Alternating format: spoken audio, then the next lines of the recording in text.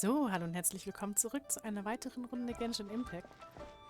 Heute geht's weiter mit der Geschichte vom Laternenritual. Und wir sind wie abgesprochen in Liyue bei der Yujing Terrasse und treffen uns jetzt mit Ganyu.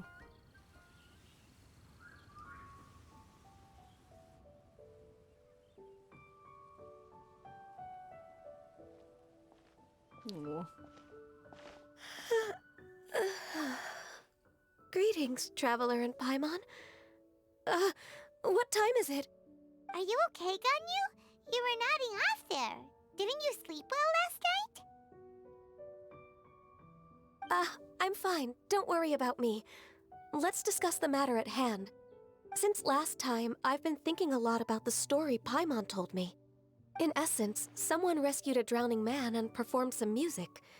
If that were all there was to it, it could have been many people, human or Adeptus. But the tune was allegedly so wonderful that the drowning man forgot about everything else, even his own impending death, and only came to his senses after being brought to shore. Perhaps there was an adeptal power at work in that music that he, as a mortal, could not perceive. Or perhaps he sensed a power surrounding him but lacked the words to describe it, not knowing where it came from. Either way, if this part of the story is true, then the rescuer has to have been an Adeptus. You really think so? But this story is all the way from Fontaine. Isn't this a bit of a long shot? Also, Paimon's really curious about how people from Fontaine think this fairy lady looked. Vielleicht haben sie sich eingebildet, dass sie Flügel hatte. Ooh, like a crystal fly's wings? That would be pretty cool. But Paimon definitely can't imagine any of the Adepti looking like that. Actually, Ganyu, if you had to save a drowning person, how would you go about it? Huh? Me? Well, I'd get them to the shore, and then I'd probably hide behind a tree and watch them for a while. Once I was sure that they were going to be okay, I'd slip away without a sound. Oh, das ist echt niedlich. Got it. So basically, Ganyu's the type of person who doesn't like taking credit for her good deeds. No, it's not like that. I'm just not very good at explaining things. And I also find it really awkward accepting other people's gratitude. Well, what if this Adeptus in the story had a similar attitude? That would explain why she just left without saying a word. She was probably thinking something like, One was merely passing by and saw fit to address this egregious disruption to one's graceful zithering at once. You may keep your thanks to yourself. That was actually a very good impression of Cloud Retainer, Paimon. As far as I'm aware, Cloud Retainer isn't the most musically gifted. Still, we can't completely rule her out just yet. If we set off now, we could head to Mount Outsung and ask her about it. You'll be able to confirm either way if it's her, and I can, I've been in Lea Harbor for so long now that I'm just not as familiar with the Adepti anymore. If there's anything we want to know about them, she's the best person to ask. Sounds great! And we're pretty close with Cloud Retainer by now, so we probably don't even need to bring her food this time, right? I've prepared a gift for her to mark the festival, just in case. However, Du hast noch andere Besorgnisse? Cloud Retainer spends most of her days studying mechanisms in her abode. She's on her own so much of the time that the moment she has someone to chat with, she just... Never mind. I promised I'd help Mr. Dvorak, and now that I've made the contract, I can't be having second thoughts. Traveler, Paimon, let's set off for Cloud Retainer's abode. Seems like this is a tough decision for Ganyu, but she's made up her mind now. Paimon gets why she'd be so anxious. Okay, how about this? If Cloud Retainer tries to start telling stories about her again this year, we should pipe up and change the topic. Wait, did she leave already? Hey, Ganyu, wait up! Paimon's so tired from trying to keep up.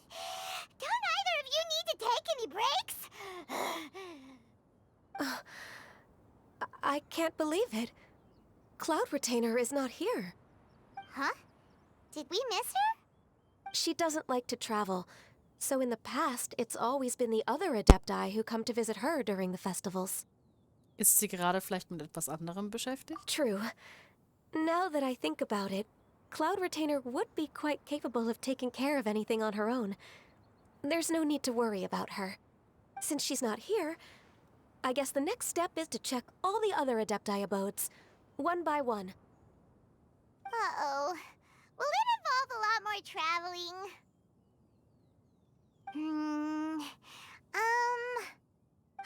Got it! Paimon has a great idea! Please go on, Paimon. Our goal here is to find the Adeptus that helped Dvorak's ancestor, right? We can't hear any music right now, but if she's really as nice as the story suggests, she'd definitely come to help anyone who was drowning, right? Yes, I think that's fair to say. So, all we have to do is get the Traveler to pretend to fall into the water, and the Adeptus will come to the rescue! Wieso machst du es nicht selbst? You know perfectly well that Paimon can't swim! Paimon would sink like a rock! Dann versuche ich's mal. Just trust Paimon! The water's pretty deep over there! Quick, swim to the very center! Also gut. Dann schwimmen wir mal. Ob das so aufgeht? Naja, wir werden sehen.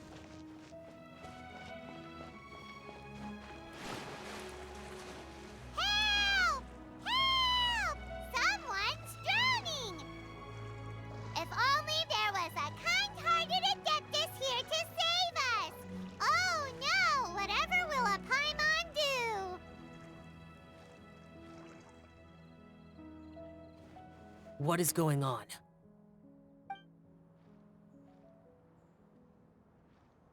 How do you feel right now? Shenhe! And the Conqueror of Demons. Why don't you say something? Please don't make Paimon explain it. Okay, fine. Paimon will explain. We're looking for an Adeptus who's good at being a lifeguard and playing music. But if the Adepti aren't gonna stay home, then how are we supposed to find them? It wasn't me. Yeah, so this Adeptus is most likely a woman. And I am not an Adeptus, as you both already know, Traveler and Paimon. Okay, so this is Paimon's fault. No way Paimon would have suggested this idea if she'd known how awkward this was gonna be. Entschuldigt für die Mühe. Glad you're okay. Gehst du schon? As far as I know, the one you seek is no Yaksha. And one last thing. Your actions here caused others a great deal of worry. Do not repeat them again in the future. As ever, the Conqueror of Demons comes and goes, just like the wind. Right. I didn't dare to say a word just now. How's your training going, Shenhe? Have you made any plans for Lantern Rite? We could spend it together in Liyue Harbor if you'd like. I had planned to spend the festival with Master this year. However... Oh, speaking of Cloud Retainer, when did you see her last? Earlier this morning, she set off for Mount Hulao at dawn. I noticed she was using an Adeptus art of some kind to protect a mechanism that looked like a boiler. Maybe it was a gift for Mountain Shaper. I did not inquire. So we just missed her. Please excuse me for a moment. I think I'll leave the gift in her abode. Sure. Thank you.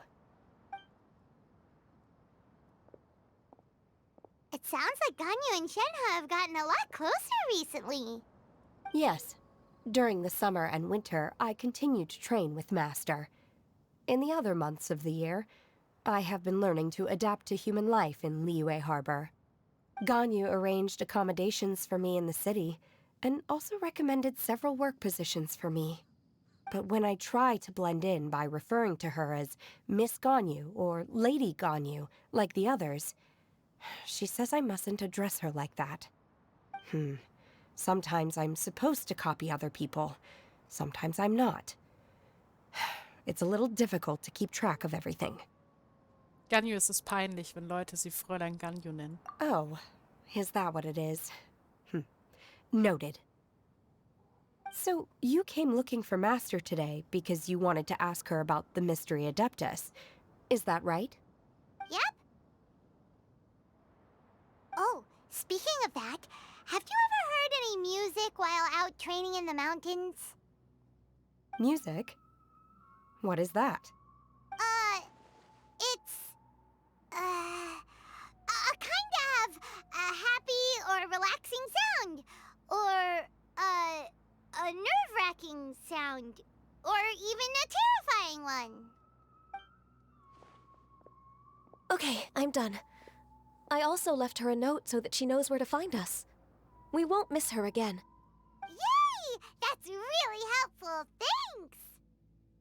We were just talking about this thing called music, and based on Paimon's description, I do believe I hear it every day. Please follow me. Oh, really?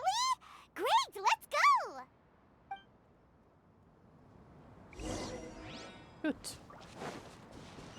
Auf zum Trainingsort, der ein gutes Stück weg ist. So, hier offensichtlich. Das ist ein schöner Ort. This is the place. I enjoy training here to the sound of music.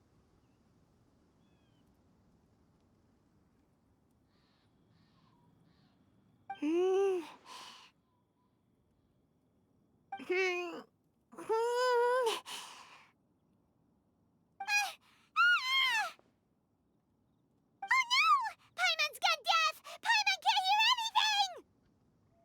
anything! Ja, du bist... Nein. Ja, ich höre auch nichts. The faint sound of birdsong, the quiet murmur of the streams. These are relaxing sounds. Are they not the music of which you speak? Oh, Paimon wasn't quite done with the description. Okay, fine, it's all Paimon's fault. What we're looking for are not the sounds of nature, but melodies played on special instruments. Oh. And a melody is? Ganyu, sing uns ein Volkslied über Glaslilien. Huh? Hey, why don't you just sing that one melody Shen has heard before? It'll probably help her to understand what we're talking about. Hoffentlich wird es keine Vanillokwa anlocken.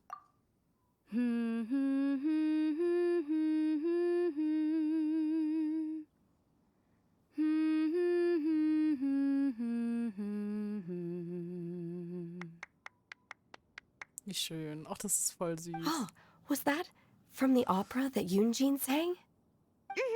That was a melody, and melodies can be called music. It felt like I was transported back to the past. In my mind's eye, I could see the Zhao lanterns lighting up the night sky again. We're all there, raising our glasses and drinking to our heart's content on the Jade Chamber. As I watched Yoonjin's performance, I felt a warm sensation in my heart. And as the drink reached my stomach, it went from warm to hot. When you hummed that melody just now, feelings from a whole year ago came right back to me, as strong as they were on that day. So that's the power of music. Wow, Shenhe. That was so deep! Music definitely has the power to bring up memories. It's like a time capsule with all the special moments from our lives squished inside. What about you, Ganyu? Are there any melodies that have left a deep impression on you? I don't remember if my parents ever sang any lullabies to me. I know some local folk songs, and a few other things come to mind too. The songs of the sailors down at the docks. The little ditties that the vendors call out in front of their beloved shops. The tunes of folk artists performing on the streets? Bei diesen Melodien dreht sich alles um den Hafen von Liyue. Yes, that's right. In the past, whenever I heard the sound of those tunes, I always felt that they were worlds apart from me. Many in Liyue probably view me as a non-human. And they are right, in the sense that I never could connect with humans' artistic expression and their sentiments.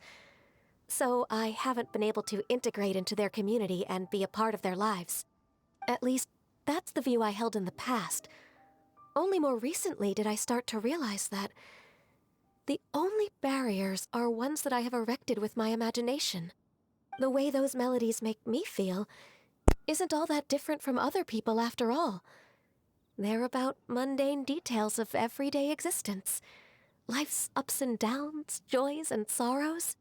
Even though we come from different backgrounds and have different stories to tell, when it comes down to the most common things that we see and experience around us each day in the city, in that sense, we're all the same. You go, Ganyu! You're really making progress. You have loads of friends in Liyue Harbor when you think about it. Like, okay, maybe some are more like coworkers and bosses. But at the very least, Kuching and Shenna are your friends now, right? Yes, I am. Technically speaking, we should refer to each other by the conventional forms of address used among fellow disciples. But now that I know what constitutes a friendship, I do believe we are more friends than co-disciples. Thank you, everyone. Once the days are warmer, I would like to host you at my home in the city. Please invite Kuching as well. I've planted many types of flowers. I'm sure some of them will be to your taste. You are too kind. I couldn't possibly. Nonsense. You are my friend. I have cultivated and cared for the flowers just as you taught me. Once you've seen them for yourself, I am sure you can advise me how to do an even better job next time. I will save some for decoration. We can feast on the rest. Die mit ihren Then- Blumen waren. Thank you in advance. Wait, what is that saying again? If you insist? Do people say that? I'm not completely sure either. Die sind schon süß. Matter, okay? You got the point across. No need to split hairs. Paimon's more concerned about your idea of a girls' night out. Eating flowers? Really? Does this have anything to do with you both being the disciples of that illuminated bird? Kuching ist doch auch keine Blume, oder? Who dares refer to one not by one's Adeptus title, but merely as that illuminated bird? Oh oh. Master, Our greetings, Cloud Retainer. Ah! There it is! The illuminated bird has landed! Double humph. Now she has the gall to use it rather than she, even after being chastised once already? Barely a moment has passed since we last met, and yet your impertinence has reached new heights. Very well. If you refuse to learn your lesson, one shall scold you no further. One has received your message from Ganyu. On the matter of the Adeptus you seek, one suspects to know their identity. Well, shall one lead the way? Ja, danke sehr, Fürstin der stehenden Wolken und des stillen Windes. I still have to complete my training for today, so I will bid farewell to everyone here. Very well. Await my arrival at one's abode later this night. On this special occasion, you should indulge yourself with some savory dishes. Frohes Laternenritual für dich, Shenna. If you want to release a Shao Lantern, come and find us anytime. Thank you, everyone. Happy Lantern Rite to you too. Viel Spaß beim Training.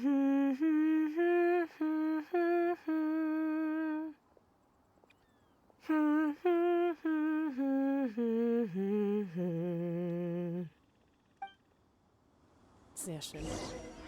So, dann auf zu besagtem Ort.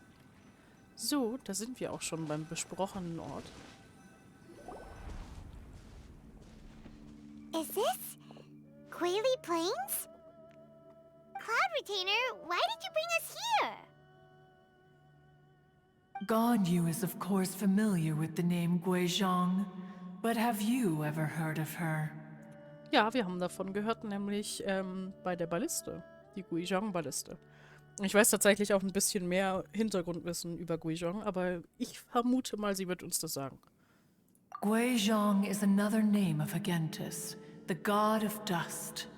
She was extroverted in nature and adored social gatherings and inventions alike. Long ago, this region was yet a prosperous assembly. Guizhong often invited her friends to visit her home, reserving for us seats around the largest stone table. Sea Gazer would always bring out his latest treasure and place it upon the table.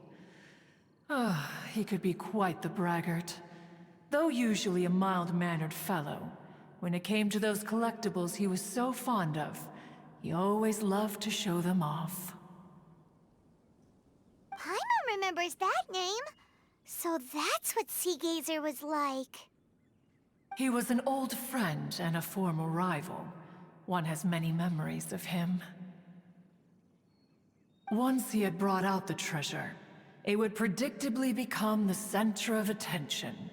Neither Guizhong nor one was content to let him just steal the spotlight. So we would then also present our proudest mechanical creations. As Adepti, we were each gifted in our own ways, and naturally proud of our accomplishments in our respective fields of expertise. As a result, one often quarreled with Sea Gazer. His treasures were not even of his own making. He just used his exploration skills to dig them out of the ground. How, pray tell, could he compare to me, when every single one of one's accomplishments were crafted by one's own hand? Cloud Retainer, you are getting competitive again. One digresses. Regardless, every time an argument occurred, Guizhong would come over to watch us during our mutual lambastics. On some occasions, she would join in, and on others, she'd take one of us by the limb and start uttering the most ridiculous nonsense. What kind of nonsense? No kind of nonsense were we spared. Sometimes she would brazenly opine, why argue between yourselves when neither of you could ever hope to beat me? Other times, she would make unsolicited suggestions, such as, once you two are done arguing, let's go to the foot of the mountain and grill some meat. She always sought to make everyone happy, and one must say, she had quite the gift for it. No matter what nonsense she said, one never felt bothered or offended. It also helped that she never referred to one as that illuminated bird or lady bird. Come on, get over yourself!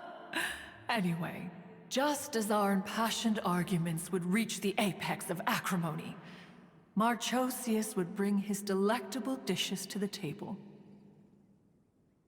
Who would dare snub the stove god and his wondrous creations? At the sight of him, we would all immediately drop the argument and prepare the table for a night of feasting and drinking. Back then, one was always bothered by how the cups Rex Lapis brought were always too square for one's taste. Can you see yourselves ever enjoying a drink from a square cup? Es kommt drauf an. Hat die einen Henkel oder nicht? Das wird für mich keinen Unterschied machen, glaube ich. Then you are most tolerant, but that is its own virtue. Even one could never find fault with Marchosius's cooking. As we ate, Guizhong would continue to find topics for conversation, filling the table with humor and laughter. Each of those old fossils had their character flaws and points of obstinacy. So why was it that whenever we dined together, we always had a marvelous time? We would drink together from a spot high in the mountains until the moon set and the sun rose, and only then would the banquet finally come to an end. Streetwood Rambler would often remain to admire the flowers with Guizhong before returning to her own abode. The glaze lilies were far more abundant back then. Entire fields of them would appear to the eye as a veritable sea of flowers. Streetward Rambler? That would be Ping. You probably know her as Madam Ping. Oh, okay. Wait, this is a lovely story and everything, but didn't we come here to find that Adeptus from Mr. Dvorak's story?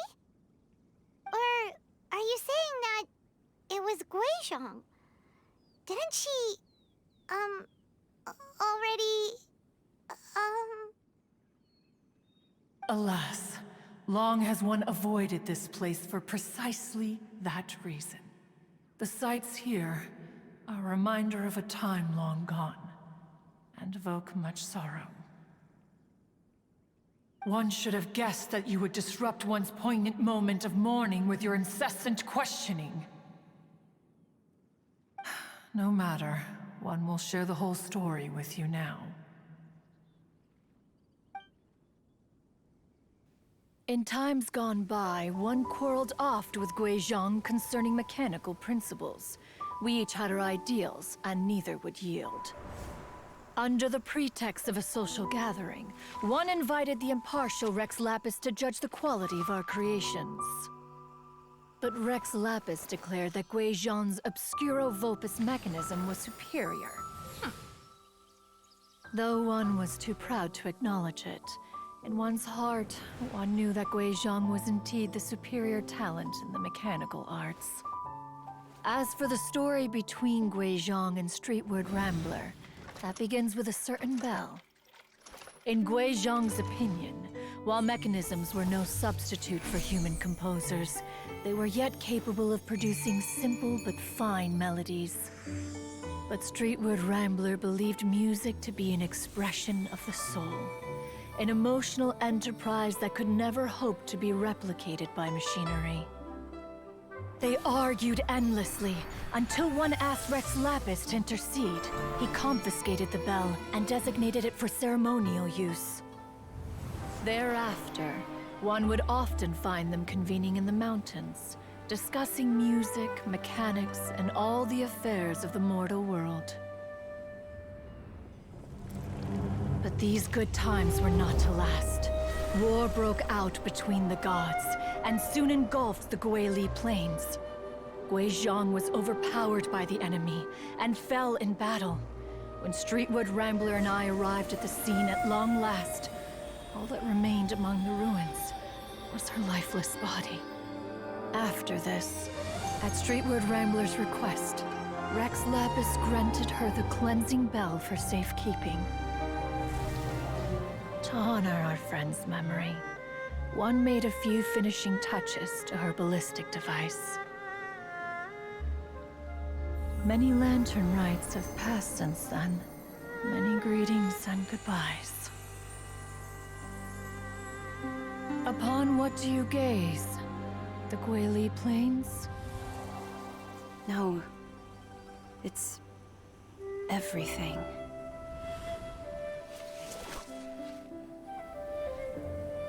We think of human life as like a lantern that's lit one minute and extinguished the next. But are we Adepti so different? Perhaps as dust settles after a storm, we too must one day return to the world below. One has always been austere and private by nature, and has never relished socializing. One's dealings with Guizhong were born out of discussions on the discipline of mechanics. What? You have loads of friends, and you seem pretty chatty. Just because one is not ignorant of social graces does not mean one is fond of them. One is perfectly capable of partaking in conversation despite being introverted. But in the end, one is nothing like Streetward Rambler. She is dauntless but thoughtful, not to mention eloquent and wise. Moreover, her friendship with Guizhong was far greater than one's own. Back when they were rivals, they would often compete against one another in the realm of musical composition. That cleansing bell was one of Guizhong's proudest works, having the ability to both compose and perform. Wait, that's weird. Didn't Madame Ping say she pestered an old friend for that bell? And she also said something about being a vain beauty when she was young or something. Streetward Rambler, a vain beauty. My foot. That bell has a sad history. Clearly, she refrained from sharing with you the truth of its origins, since the right time had not yet come. As for her old friend, who else could it be?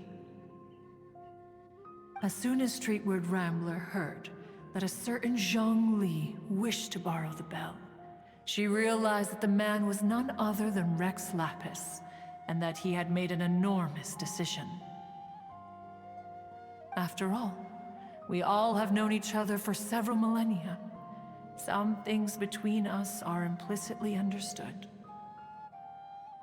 Whoa! So they were talking in secret code? Oh, Paimon did not see that one coming. Enough of your intrusions. Where was one up to? Ah, yes. One remembers now. The cleansing bell is powered by a mechanical art, and can be used to great effect as an accompanying instrument. After the passing of its creator, it was used on numerous occasions during rites of parting. But Streetward Rambler did not acquire it from Rex Lapis for the purpose of producing further funerary tunes. No. Each time she rang it, it was to play the tune that Guizhong composed on it. The two once clashed over their beliefs about the meaning of music. Who would have thought that with Guizhong's passing and Streetward Rambler's mourning, two tunes composed in discord would eventually become one harmonious composition?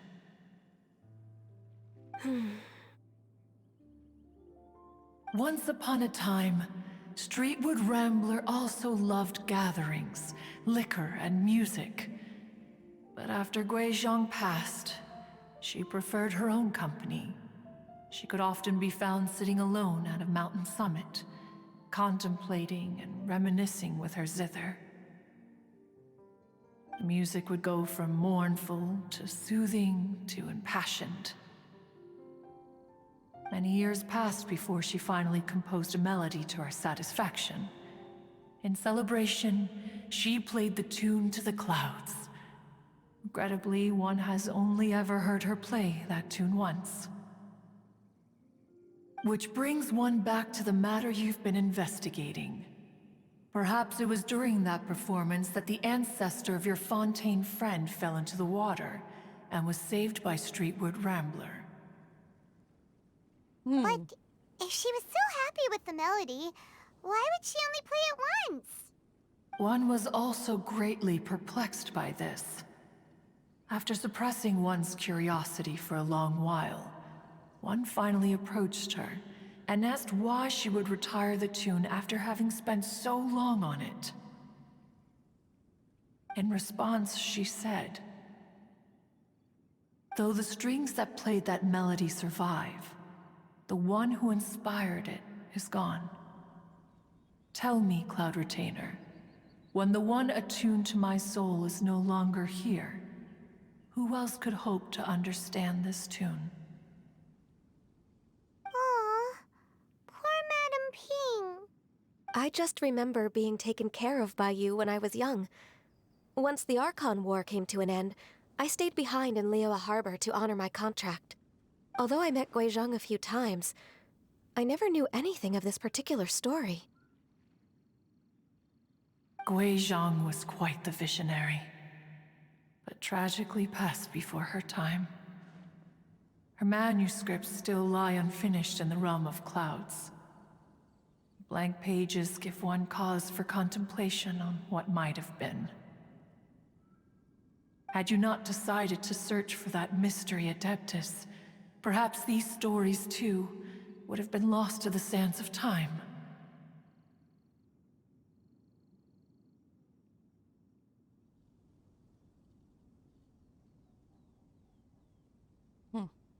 As of now, you know the truth.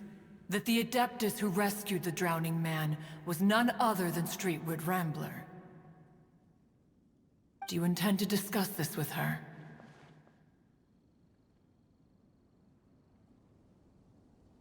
Do you mean Ping might find the topic too distressing? Precisely. The passing of our old friend is a heavy topic that both of us are usually careful to avoid. If I may be so bold, Cloud Retainer, could it be that this is just your own personal opinion? Oh? How so? I've been in Liyue Harbor for quite a long time now, and I've witnessed many farewells along the way, so I too am well acquainted with the pain of the passing of a loved one. But this doesn't bring the city or its people to a standstill. They have to keep moving forward. Someone as perceptive and wise as Ping will surely have come to understand and embrace this. Though these immortal mountains have lost an Adeptus, the harbor of mortals has gained a wise elder. No loss can ever be undone, but there is always much that can still be gained. Ping has helped countless people, and will guide many others in the years to come. And all to whom she extends a helping hand become her friends. People she can admire flowers and discuss music with. Though it is heartbreaking to lose a kindred spirit, life goes on, because there are new friends waiting for you further down the road.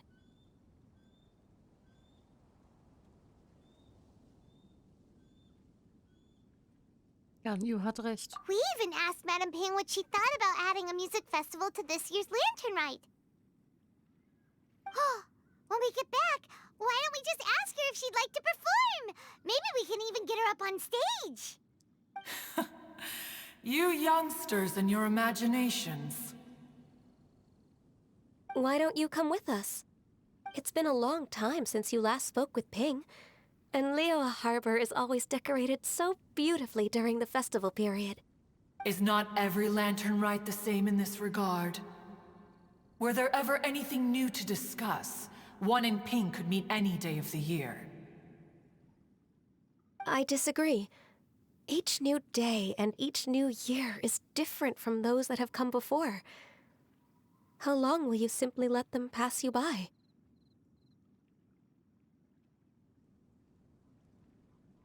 Wie wäre es, Ganyus Vorschlag anzunehmen?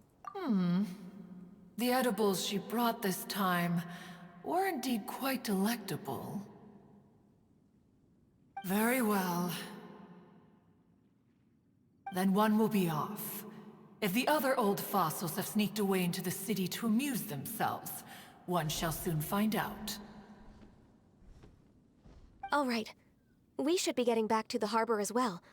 We don't want to keep her waiting. Once the Guili Assembly, now the Guili Plains. Say, if we planted flowers there and cared for them carefully enough, do you think that one day we'd be able to recreate the sea of glaze lilies? Allow one to take back one's praise from a moment prior. You are still far too given to flights of fancy, child. What? Cloud Retainer? You were still listening? One observed that you were making no effort to leave, and returned to chasten and hasten you. This time, one is departing in earnest. Das ist eine Kiste. Boah, Alter, das war echt heftig. Also, alles daran. Die... Ach, ich weiß nicht, Guizhong ist halt so ein Name, der mich schon seit längerem begleitet, tatsächlich in Genshin. Man liest tatsächlich so hier und da von ihr, man kriegt mal so ihren Namen mit. Und ja, krass. Oh, also die Cutscene war echt schön gemacht. Aber ich würde auch sagen, das war's jetzt auch erstmal. Ist ein schöner Abschluss. Das nächste Mal reden wir dann mit Madame Ping. Ich hoffe, ihr hattet viel Spaß beim Zusehen. Und in dem Sinne, bye bye.